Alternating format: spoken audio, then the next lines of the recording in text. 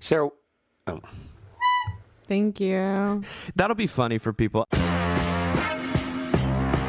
Welcome to the Mockingcast, the podcast of Mockingbird Ministries. I'm David Zoll, your host, and in just a few moments, I'll be joined by my co-hosts, Sarah Condon and RJ Heyman. We come to you every other Friday to explore a few of the places where we currently see grace and its absence playing out in unexpected and compelling ways. We're glad to have you with us. Praise the Lord. Praise the Lord. God. Good afternoon, you two. I'm so glad that we're back to talk about all manner of things. But before we jump into the questions of the day, how are you guys doing? You know, it's kind of a rough news cycle right now. I'm yelling at my husband a lot for unnecessary reasons, but we're doing okay, you know? Oh, what on earth are you talking about? Yeah, I know, right? Jumping in early, 2 feet. Yeah, Sarah Condon. Sarah Condon. RJ, how are you doing on that note? How's Jamie, RJ? That's what we want to know. Jamie's good. Yeah, she's good. We're good. Today's a good day for her. It's a day when pretty much she's alone in the house, and so she enjoys that. You know, getting the alone time, which she does not get much of these days, but more than she used to. So we're all pretty good. I'm really now ready for it not to be a sauna in Houston anymore. It's getting a little ridiculous. So if the humidity could go away, that would make me happy. Yeah. Well, that's actually a great lead into our first topic today. About the weather. This is not a good opening. Banter. I thought it was okay. I thought we were, Okay. we were doing All right, okay. Let's keep going. Yeah. Well, let me ask you this then. So do you guys have any hobbies? I mean, when was the last time you used that word about something? Do you have hobbies? Gosh, that's rough. I mean, it's been a long time since I've had something I could call a hobby. I tried to learn to knit because that seems to not be going out of fashion. And I, of course, joined a church lady knitting group where I was like the youngest person by 40 years. And they were wonderful and welcoming, and they taught me stuff. But then I went home and I couldn't replicate any of it and eventually gave up. I used to collect stamps, but I don't do that anymore. What about you, RJ? Not really. I used to. I really like to play tennis, but I haven't had much time to do that recently. I'm kind of actually thinking about getting back into that, like finding a local place that maybe I can get like a regular match going or something, because I just haven't gotten any exercise in like 5 years or something like that. So that would probably be good on a lot of levels. I do like cars. I think we've talked about that before. So my wife is like, is this a hobby, or does it just make you totally miserable all the time? I was like, well, it's a little bit of both. It's like liking sports. Yeah, it's something exactly. So it's something I like to do, but I'm not necessarily good at. So yeah, I've got some hobbies. I'm trying to cultivate hobbies, but let's be honest, it's tough to have hobbies when you have small children. So I'm looking forward to the day when we don't have such small children anymore, and there's a little bit more breathing room in my life for things that I like to do, and hoping that I don't forget what those are between now and then. I mean, I had this conversation with someone recently. I said, what is it that you like to do in your free time? And she just totally froze. And this wasn't a person with children, because that you have an automatic out when you have kids, I think. But there was no answer. I mean, working out was sort of the hobby, I think.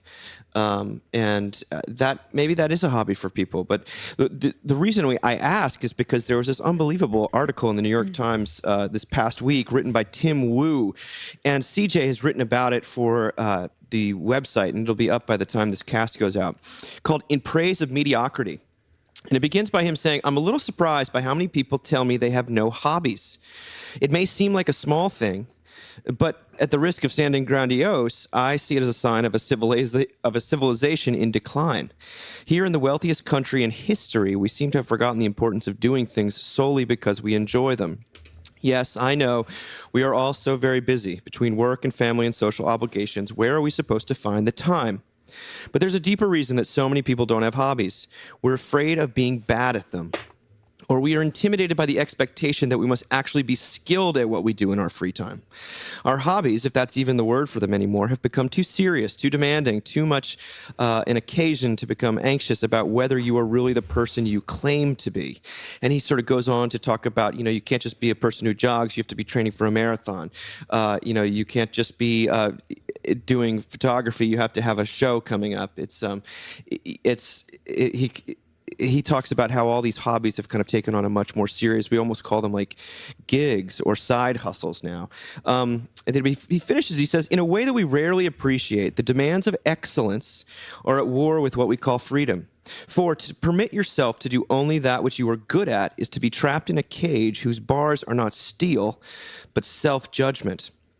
Most of us will be truly excellent only at whatever we started doing in our teens. What if you decide in your 40s that you want to learn to surf? What if you decide in your 60s that you want to learn to speak Italian? The expectation of excellence can be stultifying.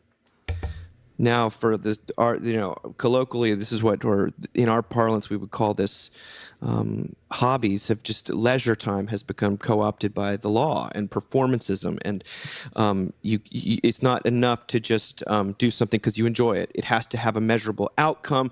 You must be improving at it. The chart of how much you're producing needs to be going up, up, up, up, up. And I mean, I resonate deeply with this as a person who has got too many hobbies. Do you think this is an accurate diagnosis? Do you think one of the reasons people don't have hobbies is because they're trying to excel, or we've lost the ability to just enjoy things? I mean, I do. I thought this made a wonderful point. It's funny when you have kids are not, they're not as fixated on being good at things. They just want to try things that are interesting to them. And so our son this past year just randomly was like, it wasn't random. He saw some kid fencing on television and he was like, I really want to do that. And I was like, I mean, are you going to be good at that? Like, it's a sword and like, are you sure about that? Like I asked a lot. He's like, I really want to do this. I really want to do this. And so it's thrust us into this like bizarro world. I mean, just because like I'm from Mississippi, like fencing is not an effective way to kill a chicken for dinner. You know what I mean? And so it's just not something that I ever saw. It's not? Like, it's not. You just break the chicken's neck with your hands. You don't need a long sword. But it's been really beautiful to watch him like enjoy this. And also I think I don't know. I guess I wish I had enough time on my hands that I could read this for myself, but I do read this and have certain pangs of guilt as a parent, because when we sign our kids up for these things that are hobbies, there is often this nagging voice of the devil that's like, is my kid going to be the best in the fencing class? You know what I mean? Like that's always there. I mean, we had a conversation recently about our daughter and we were like, should we even sign her up for soccer? Is she as coordinated as her brother? And then my husband's like, she's 4. Why are we talking like, I read this. I totally agree with it, but I think its tentacles perhaps stretch even farther than just like adults not having hobbies. Like we've begun to evaluate if children's hobbies are, if they're good enough to deserve them.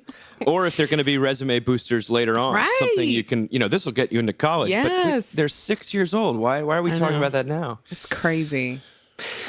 Well, having not a 6-year-old, but a 16-year-old, that's exactly where my mind went, was to college admissions. Because, as Jackson is thinking about all this stuff, it's not enough to take the AP and the honors classes and get good grades in them. You also have to be part of clubs, and it's not just enough to be part of a club. You have to be the leader of a club. And so everything that might be fun or a hobby becomes co-opted to how will this look on your college resume. And it's just totally stifling and crushing and no fun at all. And the money line in this article for me was, in a way that we rarely appreciate, the demands of excellence are at war with what we call freedom. And I just thought that was so true. And I feel like he has so little freedom in his life, because everything, is about your resume. And it's not good enough to have good grades, you also have to show a demonstrated interest in a particular field or something. And I'm just sitting here protesting, like, my poor kid barely has time to sleep or enjoy his life, much less sort of, do very well in classes, but also enjoy doing very well in classes and find something he's very passionate about on top of the hours and hours of homework he has. So here's hoping that that's not the way college is. Although I will say he's headed to Austin City Limits this weekend with a friend, which is a welcome respite. So he's going to have a great time there over this weekend. So I'm so thankful for that and for this friend that invites him every year to go along with him. I mean, do you remember there used to be hobby stores? There's one Excuse in me, they Charlottesville still have Hobby Lobby, so. Not Hobby Lobby.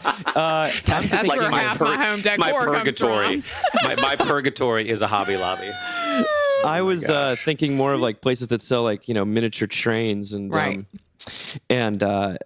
Board puzzles and things like that. But Warhammer sets. I completely resonate with what you guys are talking about, because we're always saying, like, we just want to find something that they enjoy and that they're good at. But what we really mean is we want to find something that they're good at because they will enjoy it. And so we think they'll only enjoy things if they're really good at them. And yet, there's plenty of things people do that they're not particularly good at, but that they deeply, deeply enjoy. I mean, that kind of made me think, gosh, I would like to learn how to surf. But has that boat passed? Has that ship sailed? Is it too late? Have you guys seen this movie? I think it's out on Netflix. We just randomly watched it. The Surrounding Game. It's about an ancient Chinese game now more popular in Japan called Go. Go.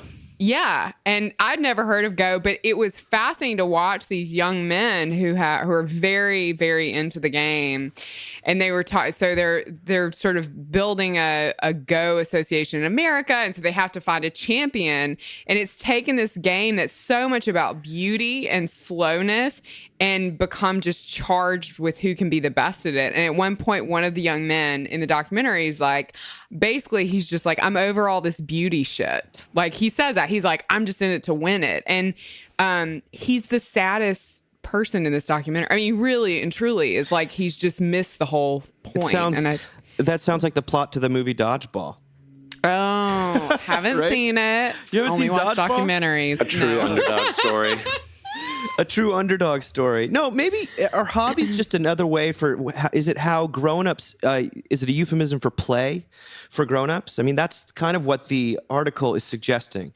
That something that has no utility outside of our enjoyment of it is our hobby. And I think that I do like the notion that freedom is. He keeps talking about the privileged, the wealthy, who should be having hobbies are the ones that seem to have no time for hobbies. And isn't that a cruel irony of like the world in which we live right now? But that's just the tip of the iceberg of the world in which we live. And Sarah, I'm going to let you lead us into the next topic. I was scrolling through Instagram, as I know you both do the same practice every morning at 6 I'm doing that a.m. right now. And I follow Elizabeth Gilbert on Instagram, Elizabeth who wrote Eat, Pray, Love, which is not a book I liked, but the movie was kind of fun. But she's always got big opinions about things, and she had a big opinion on Monday morning. And to be honest with you, after the news cycle last week, I was not looking forward to waking up on Monday. I would have been like just fine with Jesus calling me home in the middle of the night. And so I thought, gosh, what is she sort of processing? So the first thing, I don't think I should read all of it, but Just I'm going read to what hit a couple your of them. highlights. Yeah. And what can we, for people that aren't listening this week, what was the news cycle last week? Well, last week was the Kavanaugh hearing, and it's where Dr. Ford gave her testimony, and then Kavanaugh gave his testimony, and The world exploded. Yeah, I've just been pretty aggressive towards men ever since then. And so anyway, the guys are not laughing. It's fine. Neither is my husband. So Elizabeth Gilbert, she gives this like rundown, and there's a couple things that really stuck out to me. The first one, and I don't mean to hit any political buttons here, but this has been in my brain Did I give Bill Clinton a complete and total pass on being a lying skank about women because he was my guy and I liked his politics? Answer, yes. So can I really not believe it when others do the same for the politicians and candidates they like? I have to say, I'm a little bit haunted by Monica Lewinsky right now. Like, I so clearly remember that, and I was raised by Democrats, and I so clearly remember how much they love Bill Clinton, and I am haunted by that right now. I mean, because it really does. Well, first of all, it names how women just become like a cost in these exchanges, and also it's just pure tribalism. So I mean, we're all basically. I mean, this is dark, right? But we're in our caves. Like, some people are in one cave, some other people are in another cave, and we're just like tossing out whatever woman's going to be sacrificed. Like, that's what it feels like. So, anyway, take comfort there. Last week was a light week on the podcast. This week's going to be a little heavy, people. Take comfort there. No, but I mean, so she goes into more detail. Basically, it's this sort of really intense, specific questioning, like, what if this had been, her people? What if this had been the Democrats? What if this had played itself out? Wouldn't she be feeling the same sort of defensiveness and have the same kind of anger as the other side has right now? Which is just completely. For her to be that honest in this forum is really fascinating. If you go and you look at the link, I mean, she suffers for her honesty because immediately people are like, yes, but we always have to have a voice. Like, it's like, and people cannot correct her soon enough. The thing she says, though, at the end that I wanted to read that I thought was so amazing was, and she definitely posits herself as these two things. So she says, can I be an activist and advocate, but still do the hard work of identifying my own blind spots, my own shortcomings, my own hate, and my own failures of grace? I sure hope so, because I'm the only person I'm in charge of.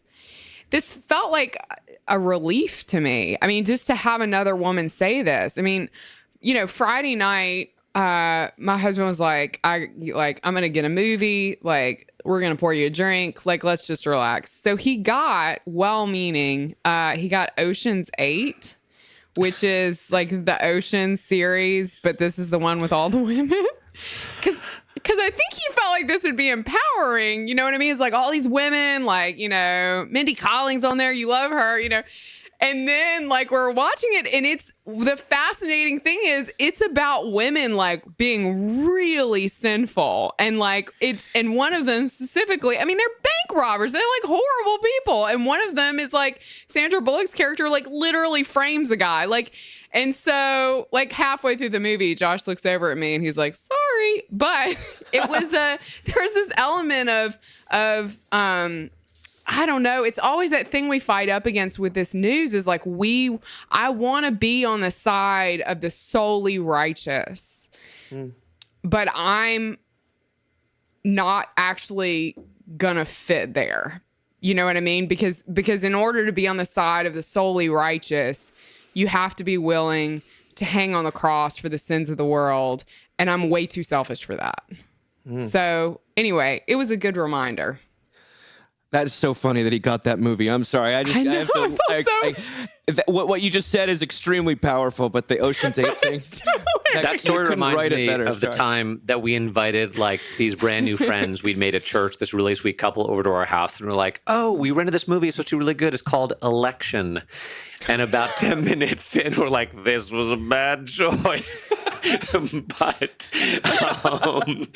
and no one who's listening to this should ever watch that movie under any circumstances. Hey, but we're still friends. It's a great movie, but it's not something you want to show, watch with your church friends. No. Although they're still friends, and we had a good laugh over it. It was pretty funny.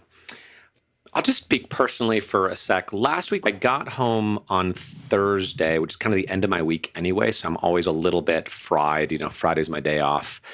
And I was just really irritable and not very nice to my wife. And she was so sweet to me. And I was sitting on the couch, and she said, RJ, I feel like, because we talked a little bit about what was going on over the course of last Thursday when all this testimony was taking place. And she said, RJ, I feel like this is all reminding you a little bit of some of your bad experiences in high school.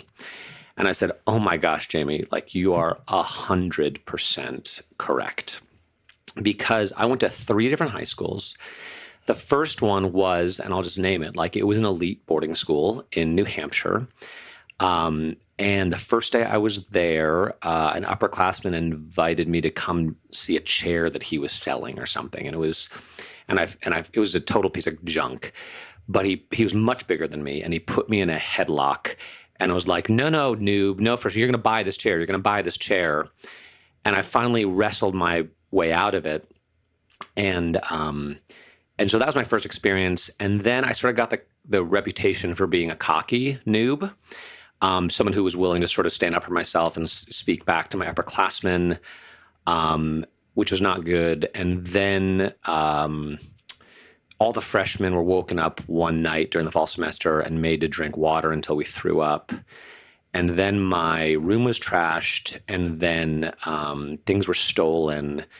And when we brought this to the attention of the administration, and even my dorm parent or whatever, like a faculty member who was overseeing my dorm, the basic attitude was, boys will be boys. And I didn't last there very long because I hated it. So then I came home and went to the public high school in my town, which we were living in West Hartford, Connecticut then, which was still pretty homogenous, but a little bit more diverse. There's more emphasis on the arts, honestly, than on kind of jock culture. And that fit well with me because I was a singer, and that's what I did. And I loved it there. And I felt respected for what I did. And I played tennis and I did all that. But I felt like I could be who I was. And that was enough. And then we moved back to this town that I'd lived in previously, this very waspy Fairfield County, Connecticut town, which was sort of more of the same of that previous culture from that elite boarding school. Very jockey, a lot of drinking, and I hated it. I just hated it, which is why I went to school in California. And I think I'm not making any judgment on who's telling the truth, what happened. Like, I have my opinions, but I'm not going to share those here. But just all the coverage, I think, brought back those feelings of seeing these people who were seeing this culture that was having, and these guys seemingly getting away with anything they wanted to and not really caring about the impact they were having on anyone else, and just feeling really left out and wounded and hurt. So I don't know. My hurt definitely comes out of a little bit of a place of self-righteousness, being the good Christian kid who didn't drink, but also just some pain and some anger and some feeling of like, the 16-year-old kid in me hoping that there would be some price to pay for those people who acted badly and who treated me badly. So I don't know where the gospel is in that. I know, Sarah, when you said we all want to be on the side, be on the side of the unconditionally righteous. Is that what you said? The solely righteous? Yeah, solely righteous. And I guess when you said that, like, my thought was, of course, the gospel is that the solely righteous is already on our side, right? No matter what, and we don't have to do anything. And I wish I had a heart that was a little more forgiving and less self-righteous. But, the kid in me is still hurts. So I don't know, that's where I am with all that. And again, I don't know what the truth of the situation is, but that's definitely where I was last week. And I was so thankful for my wife to be able to see it. I was like, damn, honey, you are insightful. Wow. Thank you. And no, thanks for sharing that, RJ. Is that too much? I don't think that's too much. No, I think that takes some guts. I do think Elizabeth Brunig wrote in the Washington Post, she wrote an article saying, like, we were all back in high school and like that this did transport people. I mean, it's a little surreal that we're talking about high school, but high school, those wounds stays with you, those scars stay with you, and a lot of people stay in high school, I think. As they get older, their sort of emotional development stops there. And I don't know, again, none of us have any clue. I mean, I get a little worried with the sort of guilt until proven innocent stuff, but it doesn't matter, but in the sense that if you've had that kind of experience in high school, or even worse, if you've had anything remotely like what Dr. Ford described, I think it's going to bring it out. It's going to touch on it. It's going to trigger is the contemporary word. And so everyone's emotional life is being, appealed to here in a way that we are, it kind of peels back the veneer of life and says, we actually are, a lot of us, still children and still children in a good way, but also a negative way. And we're still living there. My wife went to the same high school as Dr. Blasey Ford, and she dated two guys seriously from Georgetown Prep. And so she feels like her entire adolescence is on trial. And that's very difficult, not only for what it brings up for her, but also one of the things she's repeated to me is that, the alcohol culture is something that she's sort of excited to see people finally suffer consequences for. And I wonder personally, the sexual assault question is the more important question, but one of the things that I don't think is being talked about is the alcohol abuse question. And living here in Charlottesville and watching my students, who I love dearly, but their relationship with alcohol is so dysfunctional and so screwed up and no one can talk about it because it's deeply, deeply ingrained on all sides of the culture. It's just you go from one drinking event to the next drinking event. And I'm by no means a teetotaler, but I think that if you took alcohol out of the equation, I just wonder what the statistics on all this stuff would be. And that's and I know that when Kate talks about that, when she thinks of high school and she thinks about Georgetown Prep, she thinks of serious amounts of alcohol. And I don't know, she just wasn't naming names, but the relationship with alcohol is unbelievably unhealthy. And not just that, there's a lot of sin there. There's a lot of anesthetizing. There's a lot of self-medication because people are so anxious. There's so much going on. I tried to give up a high school graduation speech about alcohol, which is probably not the time, but I was told in no uncertain terms by the administration of my high school that absolutely not. You will not talk about this. You can't talk about it. It was deeply disturbing. And that's what I think people don't understand about Northeastern drinking culture in high school. It is intense. It's crazy. When we lived in Europe, when I was in high school, people drank, but nowhere near what they do here. There wasn't the intention of getting plastered, blotto. I think that's one of the conversations that is being avoided because everyone is self-medicating themselves with alcohol and wine and beer. And who wants to have that conversation? You sound like the ultimate killjoy when you're saying, hey, maybe we should all stop drinking so much. Yeah, maybe it was illegal to drink when you were 16 in high school. Maybe that was not legal for you to do. It was against the law.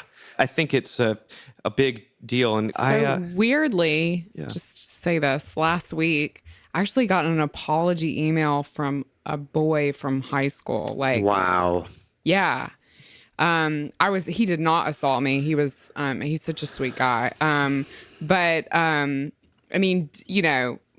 made out a lot and he never asked me out on a date, which is a hard thing for a teenage girl. And, when I was in a class with my very best friend, he found a way, and I desperately wanted him to ask me to homecoming. He found a way to ask to get the intercom. He was, wily and talked to the secretary at the school into it.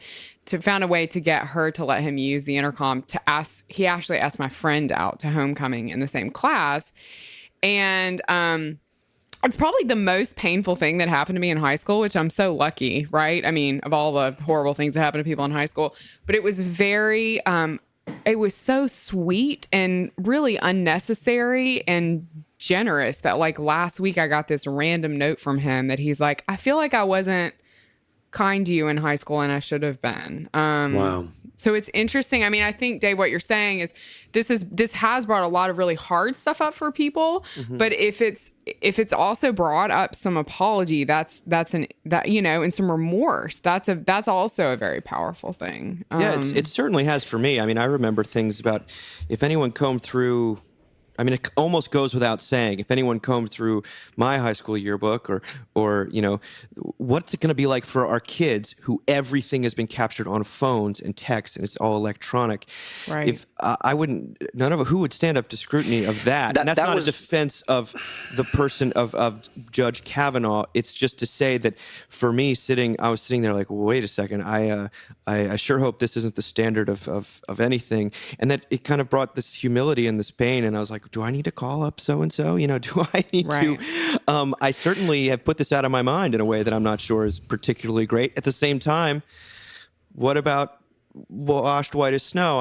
How do I fit this in with my... You wrote a beautiful piece about it, but RJ, what were you about to say?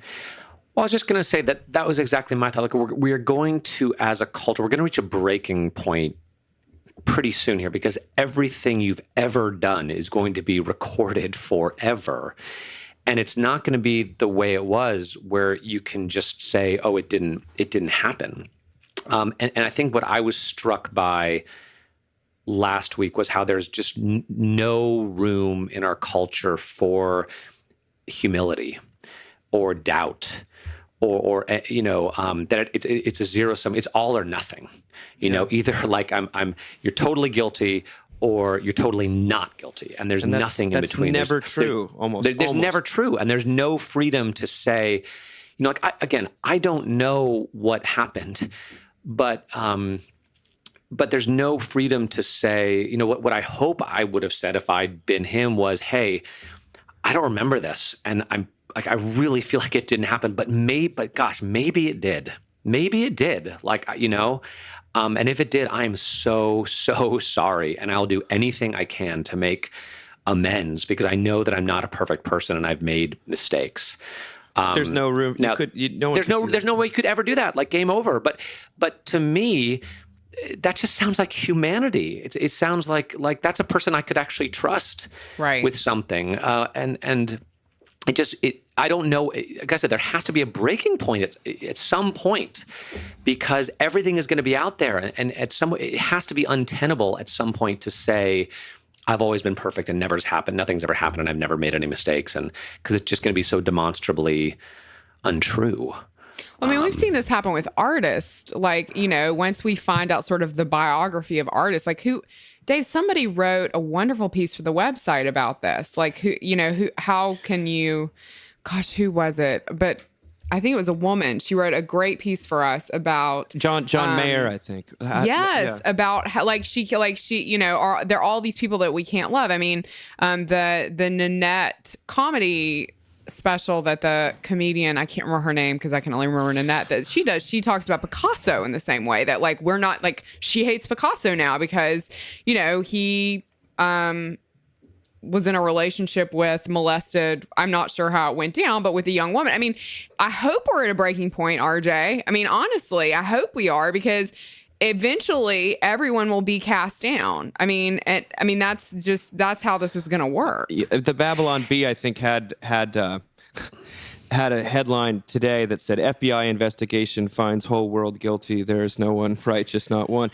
And it was like, Right. I think that, as you say in your piece, there still may have been, and in many cases there is a very clear perpetrator and victim, and I don't think, that's one of the things I loved about what you wrote, and I also, one of the things that has run through my mind is, like, as a person who thinks about things in terms of law and gospel, is that you have someone kind of appealing to the law for mercy. Or some space. We talk about why, it's so long ago, why should it matter? Or, what does this have to do with this thing? It's like, well, if we're the law is not there to make exceptions. I mean, that's the gospel. That's where you go afterwards when you've admitted.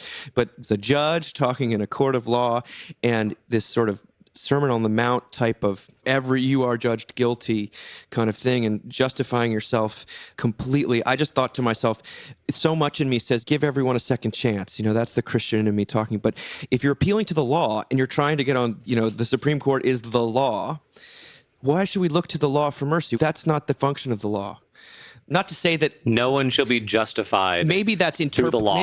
Maybe that's projecting a theological thing on something horizontal. I don't know. That's just what I was wondering. I was like, well, the gospel is what happens once the law has done the convicting, and and I do want to say, just before we get off this topic, that for the first time last night, praise God, I actually had a meaningful interaction with a friend who is on the other side of this issue. Because I do get so tired of being in an echo chamber.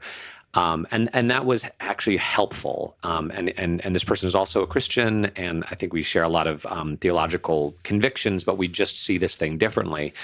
And so I want to say, I think there's, I hope there's room for thinking people on both sides of this, and then what the three of us are talking about is more helpful for our listeners in their everyday life, rather than people who sort of want to head into battle, guns blazing.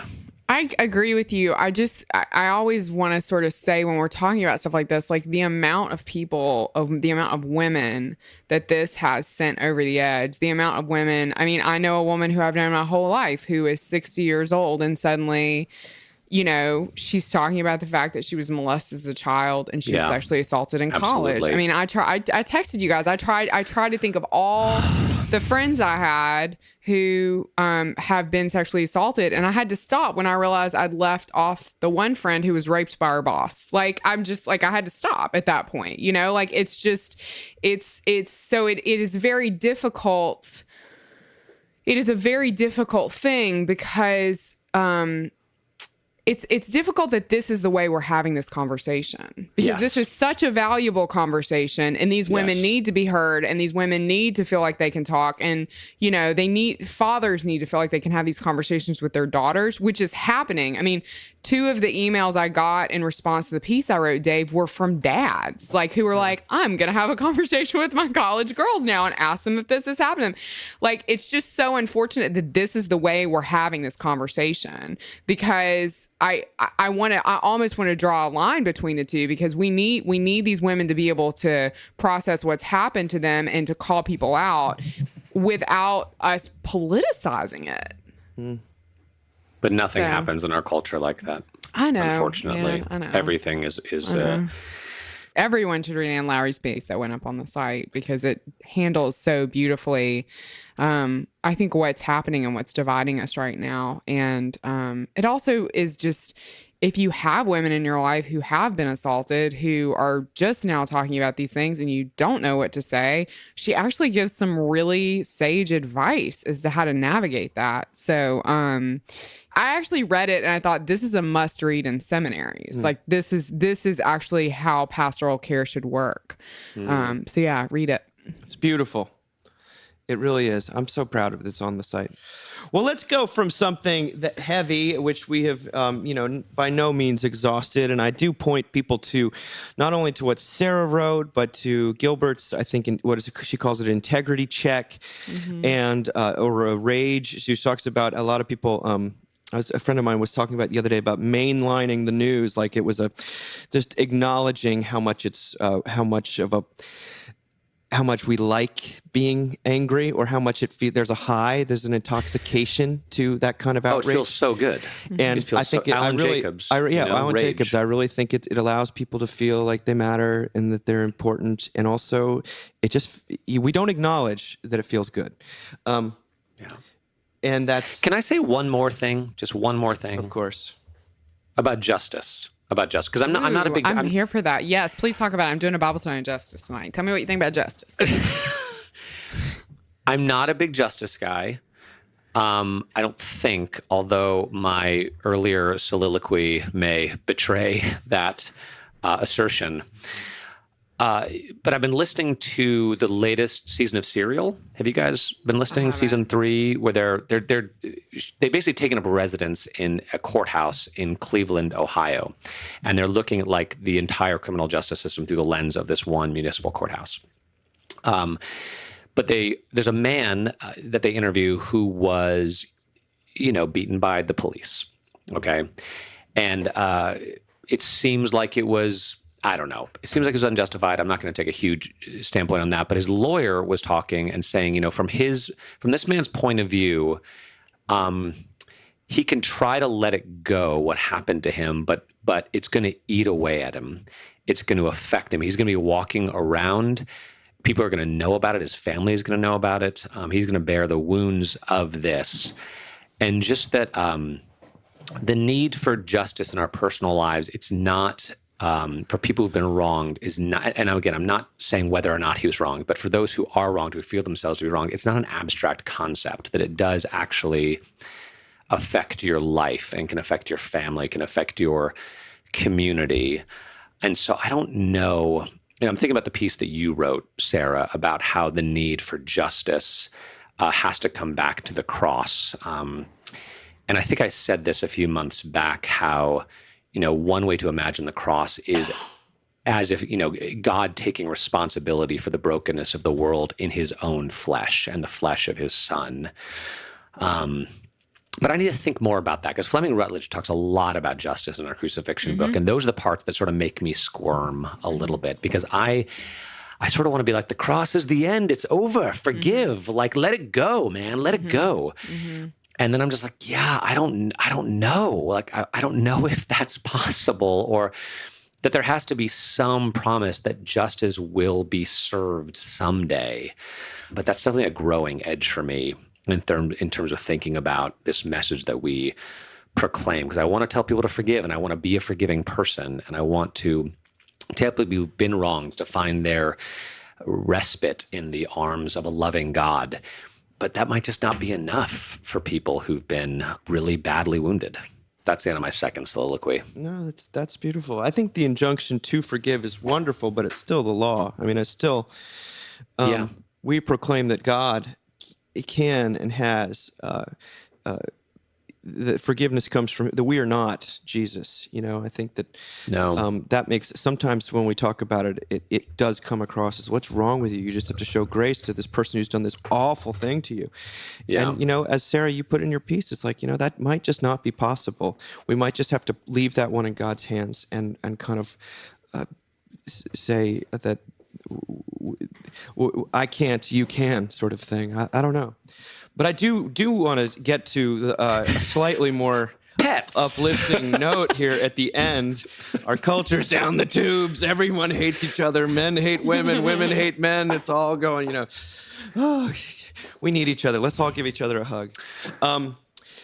This is about actually that very thing, and it's called Nursing Juliet. It was written by Danielle Ofri, who's a great writer in the New York Times. And she talks about the dog that she and her family had named Juliet. And, you know, I'm speaking about this as someone whose family never had pets because of allergies, but I've seen that what purpose a pet can serve and what role they can play. And this is how she puts it. She says, a dog is a two-way highway for love, unbounded and unadulterated. In a world that relentlessly enforces limits, the love of a pet is a refuge for unconstrained emotion, especially for a child. This became even more apparent as our dog Juliet aged. While adolescents tend to be blithely self-centered in all manner of human interaction, when it came to Juliet, my three adolescents were solicitous, tender, and concerned. They treated her as a treasured child whose every fault could be forgiven and whose every personality quirk was lauded like a work of Mozart, retold with pride of parentage.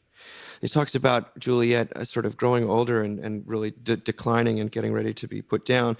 She writes, as a physician, I've always treasured the intimacy of the doctor-patient relationship, the emotional bond that's created within the harrowing vulnerability of illness. But there is something about the physical intimacy of nursing that is particularly acute. It intensified with her and Juliet. It intensified our connection in a manner that felt almost primal. In the exam room, we gathered around Juliet, forming a protective huddle. I'd maintained my doctorly composure throughout the morning, but watching my children bid Juliet farewell opened the floodgates for me. They'd never known life before Juliet. Juliet had been waiting for them when they arrived, and they hadn't counted on the world actually existing without her. There couldn't be a snowy day without Juliet snuffling through the unplowed drifts. There couldn't be any of life's pains without Juliet's downy neck to cry into. As a parent, your instinct is to protect your children from anguish. But at this moment, there was only the raw pain that is inextricably linked to love. It was an unvarnished introduction to life and the existential risks we take when we choose to love another human being. We wish, of course, that Juliet could have lived forever, but we have to make do with the gifts she left us. The most powerful is what Juliet gave to our children, the opportunity to tender and to weather unconditional love. Love as an outward, selfless reach. She allowed them to experience what parents experience. Love as the magnificent, harrowing plunge. I mean, I think what she's talking about is something that's a very close echo to the love of God. I mean, this is this when I see people who really love their pets, and again, I'm on the outside, I see a relationship of unconditional love. like that no matter what. Isn't it? It's David Browder, I think, who makes the joke like, if you lock your wife and your dog in the trunk of your car, in an hour, only one of them's going to be excited to see you. And Solid joke, Browder. Solid joke. and it's the dog. It's the dog. Love the wife car joke. Sure, he'll be thrilled to be associated with that. Good week for that one too, particular- Dave. Oh God! delete. He was talking about the difference between knowing and loving. Good. Damn. You're welcome. We're a big dog family, and by that I mean we've also had big dogs. We got Bernie's mountain dog when we lived in New York at the shelter. Her family, parents had gotten divorced, and so they gave her up, and we couldn't get pregnant. And they said, look, these dogs, they only live till they're 7, and she was 4, and I thought surely we'll have a baby by the time this dog dies.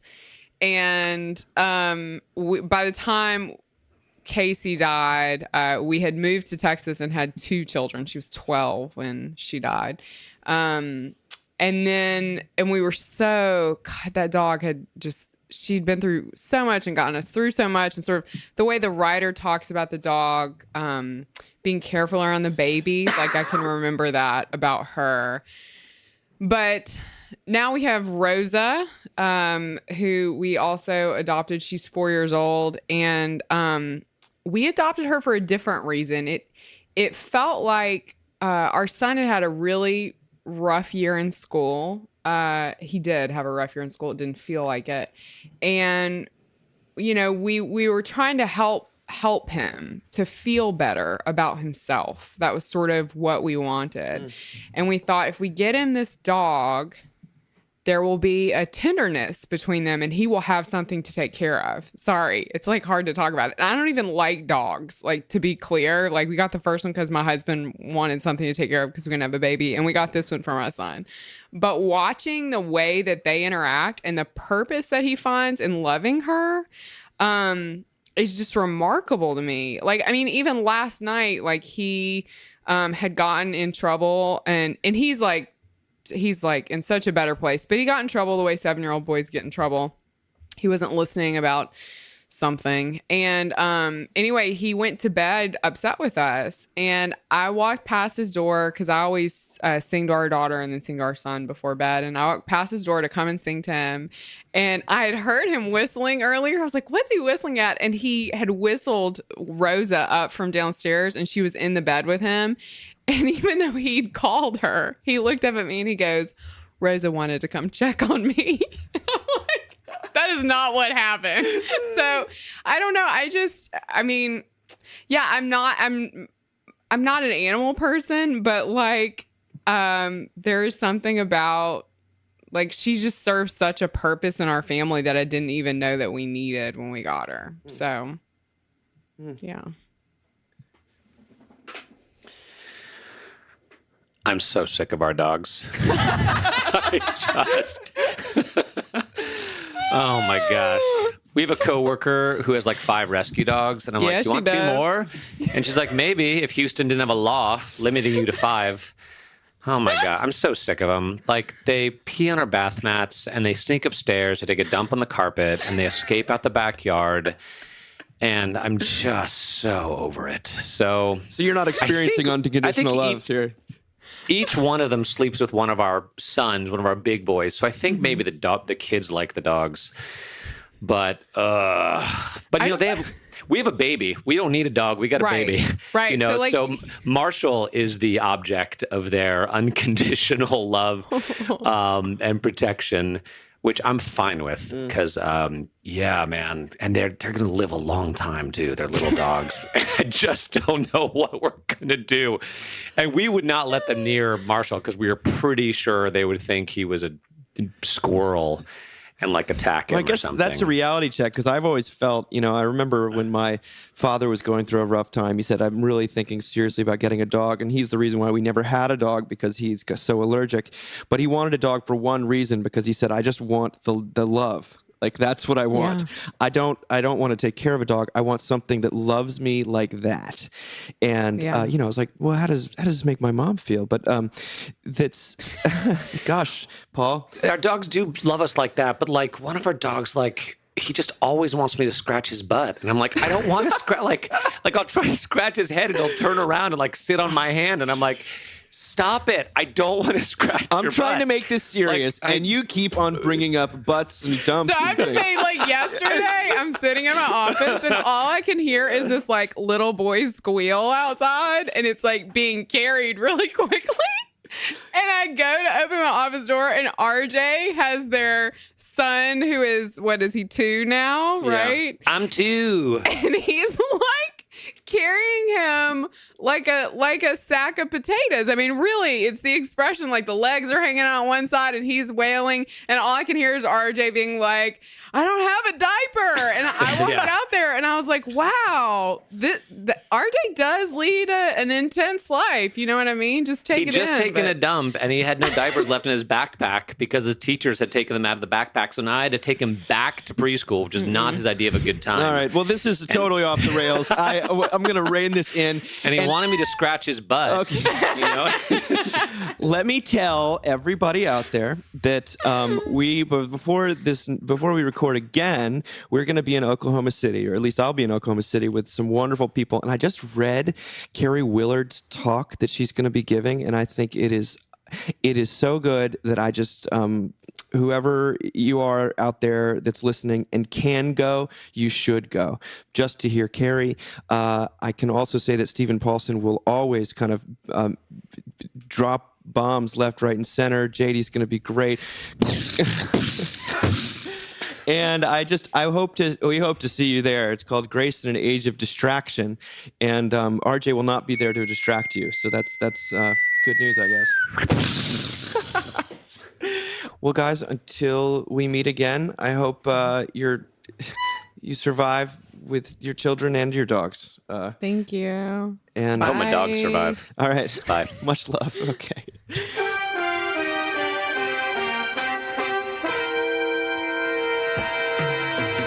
Thank you for listening. Remember, you can find us on the web at www.mbird.com. And we'd always love to hear from you at info@mbird.com. Audio production for the Mockingcast is provided by the Narrativo Group, and if you like what you've heard, please do drop over to iTunes and leave us a rating and review. Until next time. Praise the Lord.